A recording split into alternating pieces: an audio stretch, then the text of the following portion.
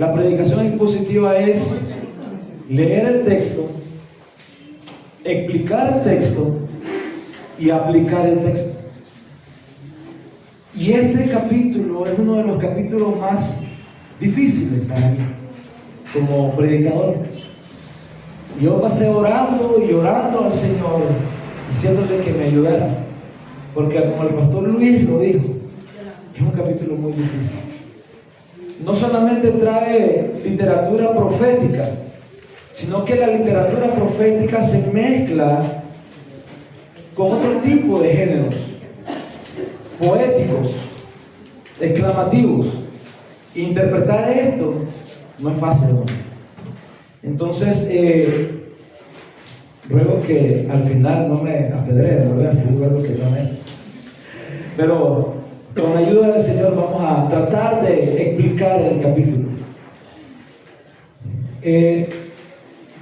Y en esta predicación consecutiva, hermanos, entonces que nosotros llevamos de Isaías, hemos venido caminando hasta el capítulo número 14. Y hoy se me ha dado o se me ha asignado la maravillosa misión de poderles exponer el capítulo 15. Este capítulo, mis hermanos, es el inicio de la profecía contra la nación de Moab. Este capítulo finaliza en el capítulo 16. O sea, que la profecía contra la nación de Moab va a abarcar dos capítulos, el capítulo número 15 y el capítulo número 16. Ahora, solamente por recordar algo, como el pastor Wilfredo lo dijo cuando empezó esta prédica de las naciones extranjeras, esta profecía que vamos a estudiar está dentro de una serie de profecías contra naciones que no es Judá ni Israel, sino que son naciones extranjeras, las cuales empezaron en el capítulo 13 y van a concluir en el capítulo número 23. Y por hacer un pequeño recordatorio, mis hermanos, el capítulo 13 y el capítulo 14 nos han enseñado las profecías sobre Babilonia, sobre los asirios, y el capítulo 14 que el pastor Luis finalizó fue la profecía contra los filisteos. Hoy entonces, mis hermanos, vamos a mirar cómo el capítulo 15 realmente nos va a introducir en la primera parte de la profecía contra la nación de Moab. Yo creo que es muy importante, mis hermanos, que para que podamos entender esta profecía, nosotros podamos entender quién era Moab, quién era esta nación. Miremos entonces quién era Moab. Todos recordamos la historia de Lot en el libro de Génesis, capítulo 19. Lot, mis hermanos, tuvo que abandonar Sodoma de una manera urgente, porque Dios había decidido exterminar esta ciudad por su maldad y por su pecado.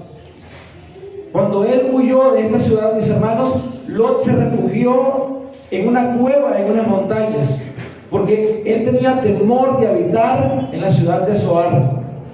Entonces, mis hermanos, las hijas de Lot, creyendo que ya no existían más hombres, tuvieron una idea macabra. Ellas hicieron algo que es desterrado completamente. Embriagaron a su papá 2 noches consecutivas para ellas poder tener su intimidad con su papá y así tener descendencia. ¿Cuál es el resultado de esto?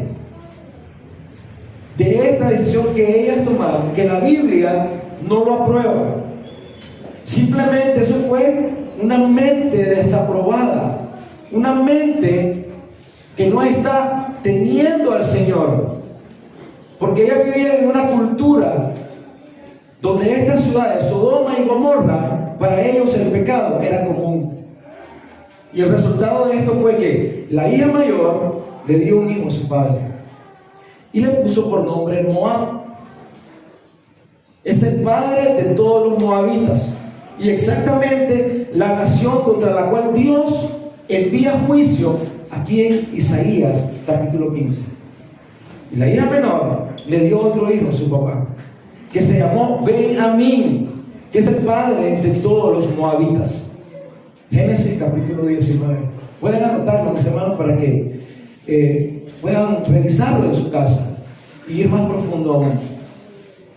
Ahora, con el tiempo, mis hermanos, los descendientes de Moab formaron la nación de los moabitas. Estos moabitas se asentaron en el este del Mar Muerto, y aunque los moabitas compartían lazos sanguíneos con los israelitas porque eran descendientes del sobrino de Abraham, o sea, Lot, la historia entre los moabitas y los israelitas estuvo marcada por enemistad, estuvo marcada por guerras continuas, mis hermanos. Durante el paso por el desierto, esto lo podemos ver que las mujeres moabitas seducían a los hijos de Israel, provocándolos que ellos pecaran contra su Dios, contra Jehová. En la época de los jueces, Israel fue oprimido por Moab durante 18 años. Israel se había apartado del Señor. Israel había pecado contra el Señor. Y Dios decidió entregarlos en las manos de los moabitas. Saúl peleó contra Moab cuando él tomó por primera vez el reinado. Tuvo guerra con todos ellos, con todas las naciones vecinas. David hizo que los moabitas le rindieran tributo más adelante a Israel. Y David conquistó a los moabitas y hizo que los moabitas sirvieran a la nación de Israel. Pero mucho tiempo después, el hijo de David, Salomón, influenciado también por las hijas de los moabitas, pecó contra Dios. Las mujeres lo influenciaron a Salomón para que Salomón construyera altares a sus dioses paganos, exactamente a su dios Quemos. Ese es el dios de los moabitas. Y el gran Salomón, el más sabio, le creó a sus mujeres un altar para que ofrecieran sacrificio, sus mujeres. Esta, mis hermanos, es la primera causa por la cual Dios decide enviar juicio contra Moab. Oprimían a Israel, odiaban a Israel, porque los moabitas conocían el trato del Dios eterno con ellos. Dios también decide enviar juicio porque los moabitas mantenían una idolatría a ese Dios que se llamaba Quemos. Ellos hacían un culto y ofrecían sacrificios humanos, incluyendo a los niños, los ponían en altares de fuego. Eso hacían los moabitas, mis hermanos. Y esa práctica es una práctica que Dios odia con todo su corazón. La idolatría, Dios odia. Ahora, no era, mis hermanos, que la nación de Moab no había tenido la oportunidad de poder escuchar del Dios de Israel. Ellos les sabían del Dios de Israel. Solamente por mencionar un ejemplo, todos recordamos la historia de Ruth, el libro de Ruth. Ruth era moabita, pertenecía a esta nación, y a través de su matrimonio con un israelita, después que este hombre murió, su suegra Noemí le dijo: ya mi hijo ha muerto, vete para tu casa, yo me regreso a mi tierra. Pero las palabras de Ruth fueron impresionantes. Ella dijo: yo no te dejaré, le dice a su suegra Noemí. Le dice: yo te seguiré. Y le dice: tu Dios será mi Dios. Ella conoció al Señor. Y Ruth se convirtió entonces en la bisabuela del rey David. Y por lógica humana, Ruth fue una antecesora sanguínea de nuestro Señor Jesucristo. Cómo Dios está tejiendo la historia, mis hermanos, a través de su palabra, a través de la Escritura. Cómo Dios viene formando su línea sanguínea de nuestro Señor y Salvador Jesucristo. Permítame leer Ruth capítulo 1, versículo 6. Dice lo siguiente: entonces se levantó con sus nueras a Noemí. Hablando de Noemí, dice: Noemí se levantó con sus nueras, dice, y regresó de los campos de Moab. O sea que Noemí con Ruth y su otra nuera, ellas estaban viviendo en los campos de Moab. Dice: porque oyó en el campo de Moab, o sea, allí en el campo de Moab, ella escuchó que Jehová había visitado a su pueblo para darles pan. Hermano, esta no fue una noticia que solamente Noemí sabía. Esta fue una noticia que corrió por toda la nación de Moab, porque llegó a oído de ellas. Los moabitas y las otras naciones que estaban alrededor conocían quién era el Dios de Israel. Ellas conocían quién era el poderoso de Israel. Ellos conocían cómo Dios había sacado a los israelitas de Egipto, cómo Dios había humillado al faraón de Egipto, dándole 10 plagas y sacando a su pueblo de esa nación. Ellos conocían cómo Dios les abrió el mar rojo, para que los israelitas pasaran por allí. Todas estas naciones conocían cómo Dios de día en el desierto les ponía una nube y en la noche una columna de fuego para mantener a su pueblo. Ellos conocían el poder de Israel, pero no quisieron obedecer. Mis hermanos, esa es la soberbia del corazón. Querer hacer lo que uno quiere, sabiendo y conociendo que hay un Dios todopoderoso que gobierna las naciones y que Él nos está llamando para salvación. Esto los moabitas lo hicieron también, despreciaron a Dios. Y la segunda causa, mis hermanos, de juicio que Dios envía a Moab fue por su orgullo, fue por su soberbia. Una actitud, mis hermanos, del corazón que ellos tenían, que los llevó a creerse superiores a todos los demás. Se volvieron extremadamente arrogantes al confiar ciegamente en sus riquezas. Ellos confiaban en sus logros, ellos confiaban en su seguridad geográfica que tenían. Ellos pensaban que por su prosperidad económica, ellos pensaban que eran intocables. Mis hermanos, Moab despreciaba y se burlaba del Dios de Israel. Y esta soberbia profunda, mis hermanos, los hizo vivir de espaldas a Dios, haciendo lo que ellos querían y con un desprecio absoluto hacia todos los demás. Como les dije, Moab, la nación de Moab, los moabitas, rechazaron a Dios, rechazaron al Dios verdadero, aún escuchando su poder. Este rechazo, mis hermanos, fue lo que acumuló una deuda contra Dios,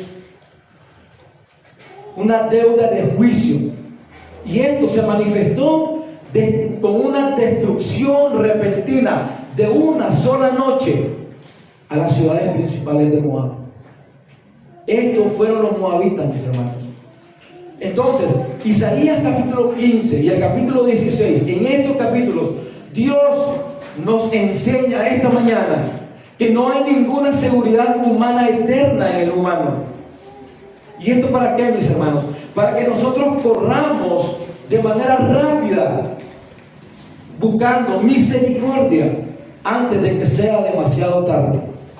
El texto, mis hermanos, de Isaías capítulo 15 que vamos a presentar esta mañana, nos presenta dos maneras en las que Dios nos confronta, te confronta esta mañana con dos realidades que son muy verdaderas. La primera es que la fragilidad y la seguridad del ser humano es nada para Dios. Los versículos 1 al 4 nos van a decir esto. Y la segunda manera que Dios nos confronta es que necesitamos urgentemente venir a buscar misericordia al Señor. Los versículos 5 al 9. Bueno, mis hermanos ya hablaron por mí, ¿verdad? Entonces vamos a darle continuidad al sermón. Miremos entonces la primera parte del sermón, mis hermanos. La fragilidad de la seguridad humana. Le voy a pedir que vayamos siguiendo el texto, por favor. Si lo pueden ir leyendo, sería excelente. El versículo 1 empieza diciendo lo siguiente. Dice, profecía sobre Moab. Cierto de noche, dice, fue destruida Ar de Moab, puesta en silencio. Cierto, dice, de noche fue destruida Kir de Moab, reducida a silencio. Lo que este pasaje, lo que este versículo nos está diciendo es una profecía sobre Moab. Y solamente para hacer un recordatorio, una profecía es una sentencia de parte de Dios. Esta sentencia también se conoce como oráculos de juicio. Y esta profecía o oráculo de juicio que está siendo anunciada aquí es una profecía para una destrucción total a la nación de Moab, por todos los elementos que ya vimos al principio. Ahora, ¿cómo empezó esta destrucción? ¿Cómo empezó esta destrucción? El versículo sigue diciendo lo siguiente: de noche fue destruida Ar de Moab, puesta en silencio. De noche fue destruida Kir de Moab, reducida a silencio. Entonces, ¿quiénes eran Ar y quiénes eran Kir de Moab? Son dos puntos que necesitamos entender. Son las dos ciudades principales que Moab tenía. Como decir, la capital principal, donde estaban los más grandes, los más inteligentes, que diseñaban todos los planes para esta ciudad. Y Kir de Moab era la fortaleza del ejército de Moab. Y esas dos ciudades fueron destruidas en una sola noche. Ar de Moab, mis hermanos, el centro político y civil. Ar era, como les dije, la capital. Por tanto, era el centro administrativo de esta nación. Y la caída y la destrucción de esta ciudad simplemente estaba representando el colapso del gobierno y el orden de los moabitas. Sin esta ciudad, mis hermanos, sin Ar, no había nadie que pudiera organizar la defensa de este país. Para los moabitas, Ar, mis hermanos, era su orgullo.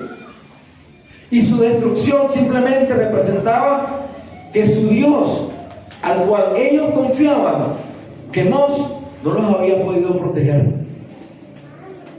Kir de Moab, la protección militar, era la principal fortaleza militar de este país. Y esta ciudad estaba situada en colinas altas, dice la palabra del Señor, de una forma estratégica. Estaba rodeada por murallas impenetrables. Esta protección, mis hermanos, hacía que esta ciudad fuera parcialmente muy resguardada y muy fuerte. Y su caída representaba que ningún lugar en Moab ya era seguro. Si los muros de Kir caían, el resto de la nación también debía de caer, porque no había nadie quien nos pudiera defender. Y el texto dice que ambas ciudades fueron destruidas en silencio. Esto nos enseña que no hay ninguna inteligencia del hombre que pueda detener el juicio de Dios. No existen murallas lo suficientemente alto para el ejército de Dios y poder destruir su objetivo.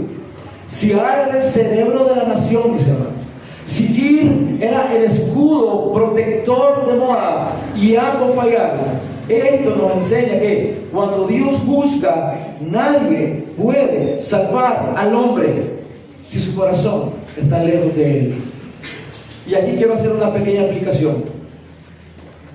Mis hermanos, aunque tú confíes en tu seguridad que te brinda tu trabajo, aunque tú confíes en la seguridad que te brinda tu negocio, tu empresa, tu estatus social, la realidad, mis hermanos, es que sin Cristo, el fundamento eterno, todo es una pérdida en tu vida. Podrás conquistar tus propias ciudades como Ar y Kir, podrás conquistar muchos mundos, podrás levantar murallas de dinero, podrás levantar castillos en este mundo, pero recuerda lo que dice Mateo 16:26. Dice: ¿de qué te sirve ganar el mundo entero si al final vas a perder tu alma? Pablo lo entendió. Pablo lo entendió muy bien, y él dejó su estatus social, él dejó sus amistades, sus riquezas y todo lo que él tenía. Dice que lo dejó como basura por Cristo. Y Moab lo entendió muy bien también. Claro que lo entendió muy bien Moab, pero lo entendió de una manera terrible al ver sus ciudades reducidas a silencio en una sola noche. Porque sin el fundamento eterno, sin Cristo, mis hermanos, toda ganancia terrenal es una sola pérdida. No has ganado nada en este mundo. El versículo 2 dice lo siguiente: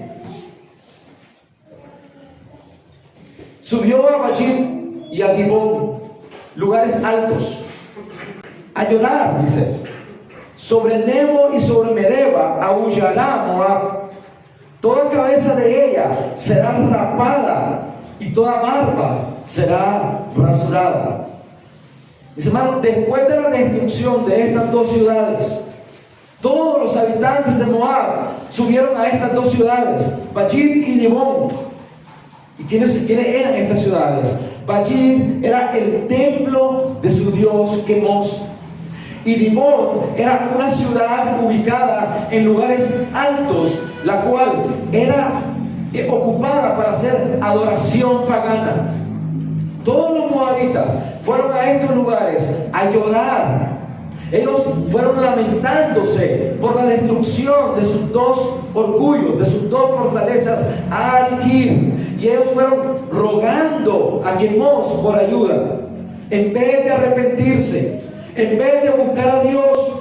Y esto demuestra el odio del hombre hacia Dios. Como les dije al principio, ellos conocían al Dios de Israel, ellos conocían las hazañas y el poderío. Y hay un escritor bíblico que, Matthew Henry, escribió sobre la fama de Jehová en las naciones vecinas. Y él tiene un tomo completo sobre cómo todas las naciones conocían a ese Dios poderoso. Dice que ellos aullarían sobre Nebo y que aullarían sobre Medeba. Estas ciudades, mis hermanos, eran ciudades fértiles, eran ciudades de gran producción agrícola, y que Moab aullara sobre ellas significaba un lamento, significaba un lloro, significaba un quebranto que se extendió por todo el territorio productivo de Moab. Todos los rincones de la nación de Moab estarían gritando de dolor, y ninguno de los habitantes de Moab podía escapar del juicio que Dios ya había determinado. Toda cabeza rapada, dice el versículo, y toda barba rasurada. Para un hombre, mi hermano, en esta época, la barba era un símbolo de dignidad, era un símbolo de honor. Por lo cual, rasurarse la barba, mis hermanos, era la forma más extrema de mostrar duelo. Era la forma más extrema de mostrar vergüenza. Y que ellos se hubieran rapado, dice, significaba una humillación pública. Ellos estaban siendo castigados por el Dios de Israel. Su juicio había llegado a estas ciudades por su pecado y por su maldad. Versículo 3 dice lo siguiente. Dice: se ceñirán de cilicio en sus calles, en sus terrados y en sus plazas aullarán todos, dice, deshaciéndose en llanto. Dice, se ceñirán de cilicio en sus calles. ¿Qué significa esto, mis hermanos? Esto es que se quitarían sus ropas de lujos, se quitarían sus tiempos de gozo, se quitarían sus tiempos de fiestas, de parrandas, y ellos se vestirían de ropas ásperas, hechas de pelos de cabra o de pelos de camello. Y este ropaje era un ropaje picante, un ropaje incómodo y doloroso para la piel del ser humano, que demostraba sufrimiento. Dice, en sus terrados y en sus plazas aullarían todos, dice. Los terrados son los lugares más altos de las casas, las partes privadas de las casas donde los moabitas hacían sus oraciones a sus dioses paganos. Era la parte privada de ellos. Y que dijera, en sus plazas aullarán todos. Lo que el escritor está diciendo aquí es que el juicio de Dios iba a llegar tanto a lo privado como en las casas y en las plazas públicas. Los moabitas, mis hermanos, gritarían desgarradamente, mostrando que el juicio de Dios alcanza todos los lugares, absolutamente todos, íntimos y públicos. Y ellos gritaban, dice el versículo, deshaciéndose en llanto. ¿Y qué quiso decir Isaías cuando dijo deshaciéndose en llanto? Esta expresión es una desesperación que consume la fuerza del ser humano.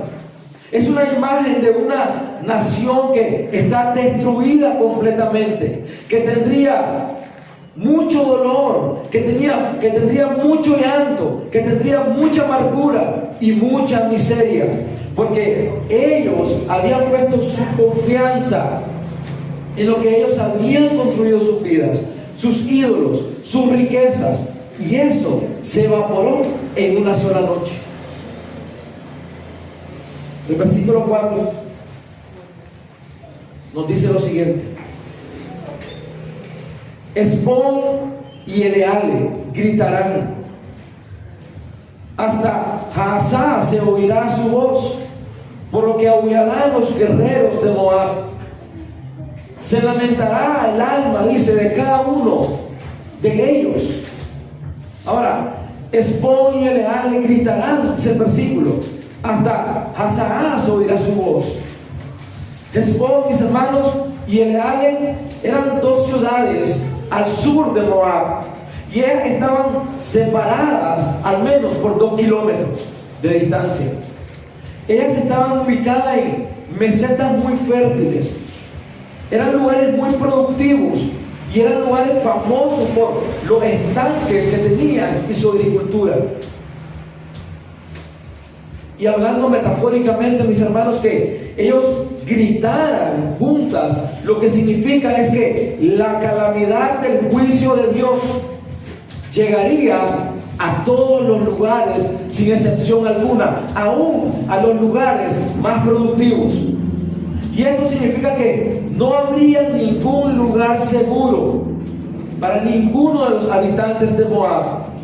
Y ese grito, hablando metafóricamente el escritor, mis hermanos, que llegó hasta Jaazá, que es una ciudad que está al norte, reafirma nuevamente el terror del juicio de Dios contra esta ciudad. Este juicio, mis hermanos, sería tan aterrador que incluso el siguiente versículo dice que aullarían los guerreros de Moab. Y dice que estos guerreros se lamentarían en su alma por el nivel de juicio que ellos tenían. Mis hermanos, que los guerreros de una nación, los que tenían que defender la nación, gritaran, que los más poderosos se lamentaran despavorida y amargamente, simplemente es un reflejo. Y es que el juicio de Dios, cuando llega, mis hermanos, incluso aquellos que parecen los más fuertes, aquellos que son los guerreros que debían ser la muralla de protección del pueblo, esta fortaleza se desintegra como polvo en la nada. Este versículo, mis hermanos, nos enseña que no hay ninguna fortaleza, no hay ninguna fuerza, no hay ningún ejército ni estrategia terrenal que pueda sostener al hombre cuando le da la espalda a su creador. Mira, mi hermano, si esta mañana tú estás aquí presente, no pienses en darle la espalda a Dios. Si tú le das la espalda a Dios, así como Moab escuchó, tú estás escuchando, el juicio de Dios puede venir para ti también. Dios es misericordioso y aún sigue llamando. Pero si tú le das la espalda a tu Señor, tú eres culpable absolutamente de todo el juicio que puede venir sobre tu vida. Hermanos, hemos visto cómo las murallas de Kir fallaron, cómo el orgullo de Ar se desvaneció en una sola noche. Hemos visto cómo los valientes guerreros de la ciudad de Hesbón y Eleale terminaron gritando por terror. Pero justamente cuando nosotros esperábamos que el profeta celebrara que sus enemigos estaban siendo destruidos, eso es lo que esperábamos, que sus enemigos fueran destruidos. Mis hermanos, no vemos eso en el pasaje. No ocurre eso en el pasaje. Isaías no se regocija del dolor de Moab, sino que ocurre algo que nos muestra realmente el carácter de un Dios misericordioso. Isaías no se ríe de la desgracia de Moab. Al contrario, mis hermanos, él grita de dolor. Mis hermanos, las palabras de Isaías son las palabras de Dios escritas en el texto. Y si Isaías gritó de dolor, es Dios gritando de dolor por aquellos que no quieren seguirle. Esto, mis hermanos, nos debe de ayudar a nosotros a comprender que debemos de venir al Señor. Y esta es la segunda manera que Dios en esta mañana nos quiere confrontar. Su juicio, mi hermano, sobre Moab o sobre cualquier nación o sobre cualquier persona, no es un juicio de un acto de odio, sino es un juicio que llama al arrepentimiento al pecador para que corramos a su refugio antes que el silencio de la noche sea demasiado tarde. Entonces pasemos a ver, mis hermanos, esa urgencia con la cual deberíamos de buscar al Señor. El versículo 5 dice lo siguiente. Dice: mi corazón dará gritos por Moab. Dice: sus fugitivos huirán hasta Zoar, como novilla de 3 años por la cuesta de Luhid. Subirán llorando, dice, y levantarán gritos de quebrantamientos por el camino de Horonaim. En este versículo podemos ver de una manera muy clara la misericordia en el dolor de Dios. Como les dije, Dios pone en los labios de Isaías su palabra, y él dice, Dios dice: mi corazón dará gritos por Moab. Aquí no vemos a un Dios indiferente, sino a uno que se duele por ver a sus criaturas perderse. Dios, mis hermanos, no espera que el juicio haya terminado para él expresar su dolor, para él expresar su compasión por aquellos que ha creado. Mis hermanos, el dolor de Dios no es porque el ser humano, el dolor de Dios es porque el ser humano, en su voluntad caída, siempre se empeña en desobedecer a Dios. Dios se duele en su corazón porque Él está llamando a que ustedes se arrepientan, a que el impío se arrepienta, a que Moab se arrepintiera. Pero Él grita de dolor porque aún ellos, con todo el juicio que tienen, no se quieren arrepentir. Mis hermanos, si Dios espera que el ser humano dejara de desobedecer por su propia voluntad, nadie se salvaría, absolutamente nadie se salvaría. Y el único remedio a esto es la elección incondicional. Ese es el único remedio. Dios transforma nuestros pensamientos, nuestros sentimientos y nuestros deseos, los vuelca a buscarle a Él, mis hermanos. Y es la única opción para que el ser humano deje la persistencia de pecar contra Él. Los versículos del 6 al 9 nos dicen lo siguiente: Las aguas de Nimrim, dice, serán consumidas y se secará la hierba, dice. Se marchitarán los retoños, todo verdor perecerá. Por tanto, las riquezas que habrán adquirido, dice, y las que habrán reservado, las llevarán a torrentes de los sauces. Porque el llanto, dice, rodeó los límites de Moab, hasta Elaim llegó su alarido, y hasta Ber-Elim llegó su clamor, y las aguas de Dimón se llenarán de sangre. Dice, porque yo traeré, dice, sobre Dimón males mayores, leones a los que escaparen de Moab y a los sobrevivientes de la tierra. Estos versículos que vemos aquí, que hemos leído, como los recursos naturales se secan, sus riquezas se desvanecen y la seguridad desaparece, mis hermanos.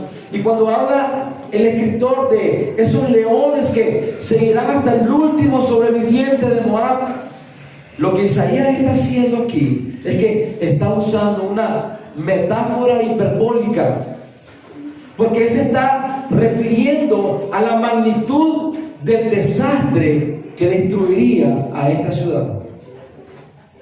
El texto no está llamando, mis hermanos, el texto no está detallando una situación tan desesperada que queda claro que, mis hermanos, no existe fuerza humana capaz de salvar a Moab. Entonces, cuando no existe nadie que pueda detener el juicio de Dios, lo único que nos queda a cada uno de nosotros, y lo único que le esperaba a Moab que debía de hacer, es correr hacia la misericordia de Jehová de los ejércitos. Era correr hacia Dios, buscando misericordia y perdón al Dios de Israel. Debían de volverse urgentemente, quien era el único refugio para poderlos volver a levantar. Pero fue lo que Moab no hizo. No le importó venir a Dios. Y es lo que muchos de nosotros muchas veces no queremos hacer: venir a Dios buscando misericordia. Quiero concluir con lo siguiente. Esta mañana, mis hermanos, en estos breves versículos de 1 al 9, hemos visto cómo Dios nos enseña que no debemos poner nuestra confianza en las cosas de esta tierra, donde la polía y el orín corrompen. Miren, Moab lo tenía todo: orgullo, fortaleza, recursos, pero nada de eso pudo detener el juicio para ellos. Mira, mi hermano, tú puedes ser un guerrero en esta vida.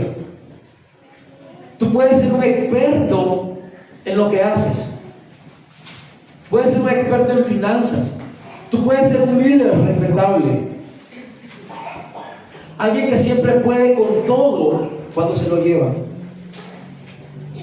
Pero estos versículos que esta mañana hemos leído y hemos tratado de estudiar, nos advierten que vendrán batallas donde tu experiencia y tus fuerzas no te servirán. Si tu confianza está en tu propia capacidad, tu alma se angustiará en el día de la prueba, cuando Dios te llame. Mi hermano, tu confianza no puede descansar en lo temporal, sino que tu confianza debe estar puesta solamente en la roca eterna que es Cristo Jesús. Y amigo, hoy que nos acompañan a las visitas, la palabra de Dios aquí en Isaías que hemos leído nos presenta realmente una imagen aterradora de lo que sucedió en Moab.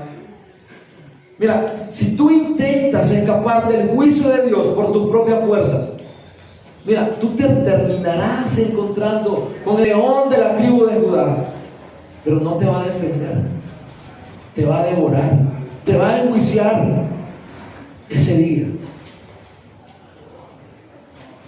Quizás hoy tú sientas que has logrado escapar de muchas riquezas, de muchas crisis. Quizás piensas que tu inteligencia, que tu dinero, que tu honor, que tu estatus, que tu buena conducta te mantienen a salvo. Pero la Biblia es clara y no dice eso. Nadie puede escapar del juicio de Dios por sus propios medios. Necesitamos un sustituto y se llama Jesucristo. Mira, y si hoy sientes que tu corazón se inquieta, si hoy sientes dolor por tu pecado, si tú logras sentir eso, esa es la misericordia urgente de Dios llamándote. Y no es casualidad que estés aquí. Deja de huir como Moab. Deja de resistirte. Rinde tus pies y tu vida a Cristo. Hoy tu alma puede ser salva, mi hermano. No huyas más. Oremos. Señor, en esta mañana queremos darte gracias